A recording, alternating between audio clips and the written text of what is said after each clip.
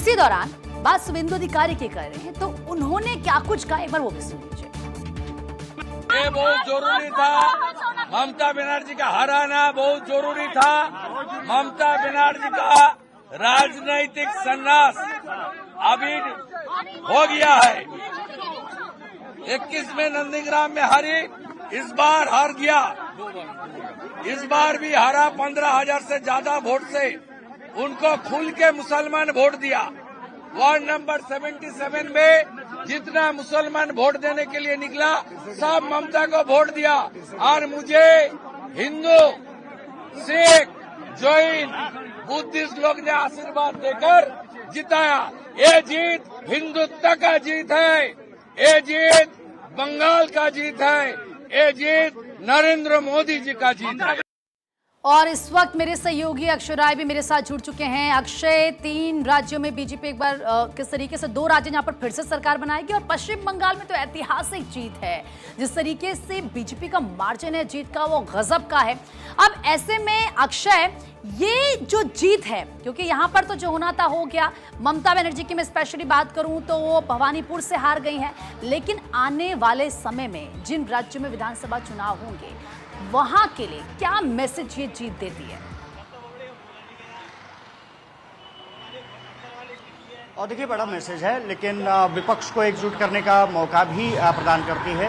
विपक्ष किस तरह से अपने आप को सजाता है, ये देखना दिलचस्प होगा। लेकिन प्रधानमंत्री नरेंद्र मोदी के नेतृत्व में जिस तरह से एक रस्माई प्रदर्शन बीजेपी ने किया है, वो गूंज लंबे समय तक सुनाई देगी। और खास करके जिस तरह से प्रधानमंत्री नरेंद्र मोदी ने कहा कि बंग की बात की, अंग की बात की, कलिंग की बात की। अंग यानी बिहार, बंग यानी बांग्लादेश, बंगाल, और साथ ही साथ कलिंग की बात यानी कि उड़ीसा।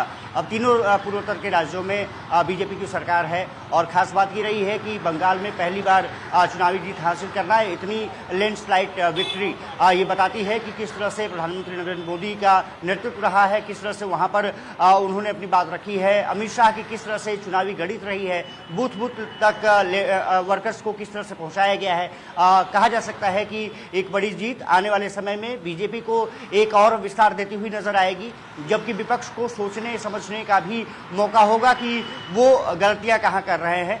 निश्चित से कहा जा सकता है कि बंगाल के मतदाताओं ने बीजेपी पर इसीलिए भरोसा किया क्योंकि ममता बनर्जी के कुशासन को लेकर के बीजेपी ने लगातार आक्रमण बोला।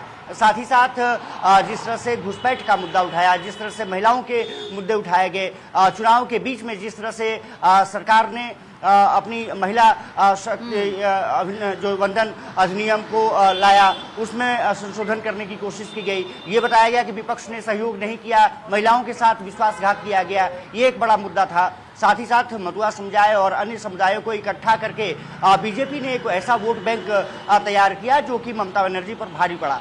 सबसे बड़ी बात यह है कि ममता बनर्जी की पार्टी तो हारी ही, ममता बनर्जी भी चुनाव हारी, और वो भवानीपुर से जहां उनका गढ़ है, उनका घर है। ऐसे में निश्चित से कहा जा सकता है कि ममता की राजनीतिक जो विसात थी वो बीजेपी के सामने नहीं चली। बीजेपी ने जो भी मोहरा चला वो उनका बादशाह लेकिन निकला। अक्षय, और वाकई बहुत ही हैरान करने वाली बात ये माना जा रहा है कि जल्द ही क्या ममता बनर्जी इस बात को समझेंगी? भले आप ये कह दें कि गड़बड़ी हो गई, किस तरीके से यहाँ पर खेला किया गया, क्योंकि वो कल से ही आरोप लगाना शुरू कर चुकी हैं, लेकिन ये ममता बनर्जी को सोचना होगा कि जब पिछला विधानसभा चुनाव हुआ था उस वक्त वो नंदीग्राम से हार गई थी शुभेंदु अधिकारी के सामने। वो नंदीग्राम जहां से ममता बनर्जी की शुरुआत होती है, वो आंदोलन शुरू करती है, वो ममता बनर्जी बनती हैं, फिर वो जाती हैं भवानीपुर, वहां से उपचुनाव लड़ती हैं। अब इस बार वो भवानीपुर से भी हार गई हैं, शुभेंदु अधिकारी ने उनको वहां से भी हरा दिया है। तो वाकई ये टीएमसी को समझना होगा कि आखिर पश्चिम बंगाल की जनता के दिल और दिमाग में क्या चल रहा था। ये ममता बनर्जी को समझना होगा कि वो सच में परिवर्तन चाहते थे। और देखिए, सबसे बड़ी बात ये रहती है कि जीत हार में जो मामूली अंतर देखने को मिलता है, वो उसमें सबसे बड़ी बात ये रहती है कि कौन अपनी बात जनता तक सही तरीके से पहुंचा सकता है। बीजेपी ने उसमें कामयाबी हासिल की है। बीजेपी का शायद ही कोई बड़ा नेता होगा जो बंगाल नहीं गया, जिन्होंने विधानसभा चुनाव में प्रचार नहीं किया।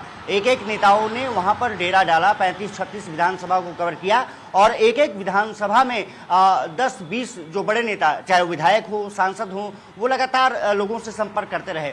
जब इस तरह से आप कैंपेनिंग करते हैं तो निश्चित रूप से उसका असर देखने को मिलता है और बीजेपी पूरी ताकत से कहीं भी चुनाव लड़ती है तो वो दिखती है।